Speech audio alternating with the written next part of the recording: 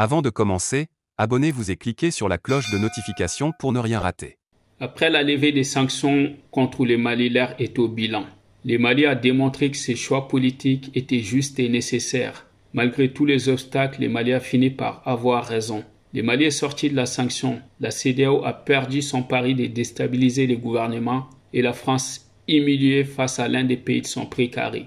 L'histoire retiendra qu'un seul peuple a résisté face à toute la communauté internationale malgré les coups tordus dont elle a été victime, à savoir les tentatives des coups d'État avec la complicité bien sûr de certains pays voisins. Les sanctions sont levées, on ne salit pas la CEDEAO pour autant, ni la France. On salue les peuples africains qui s'est mobilisés, manifesté, marché des kilomètres. On salue en particulier la population malienne qui a supporté les difficultés financières.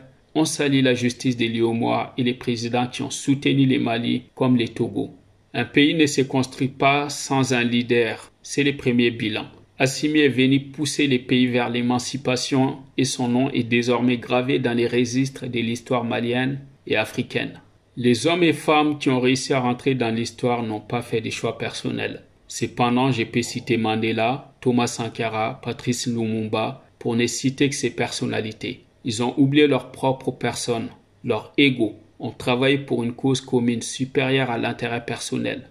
Assimi a rétabli l'identité de la nation malienne, celui de Soundiata Keïta. Au final, le Mali n'est pas tombé dans la main de l'impérialisme, des diviseurs, je dirais même des manipulateurs. Vouloir détruire les gouvernements maliens, ils ont simplement réussi à détruire leur propre image. Des décisions irréfléchies, tous azimuts, qui a ridiculisé la CEDEAO et montré à quel point cette organisation est inutile pour l'intérêt du peuple africain. Face aux multiples tentatives pour séparer Assimi et Choguel, l'unité de la population à sortir ensemble pour manifester comme un seul peuple et à la fois purger les manipulations et leurs sources des désinformations.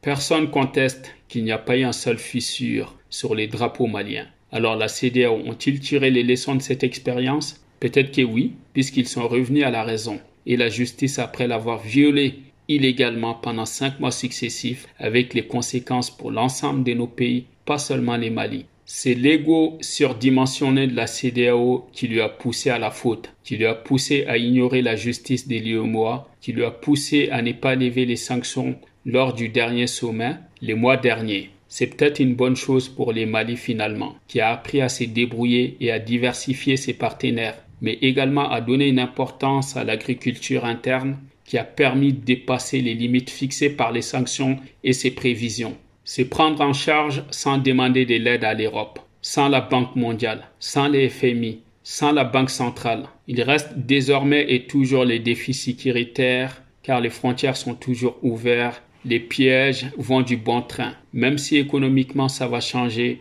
mais la vigilance est sans relâche, car le problème malien est un problème géopolitique qui va continuer même si les sanctions sont levées. La colère de la France et ses alliés sont toujours là. La CEDEAO est toujours solidaire à la France plutôt qu'au Mali, pas compris qu'Assimi n'est pas, comme eux, un affameur du pouvoir pour se présenter à la prochaine élection.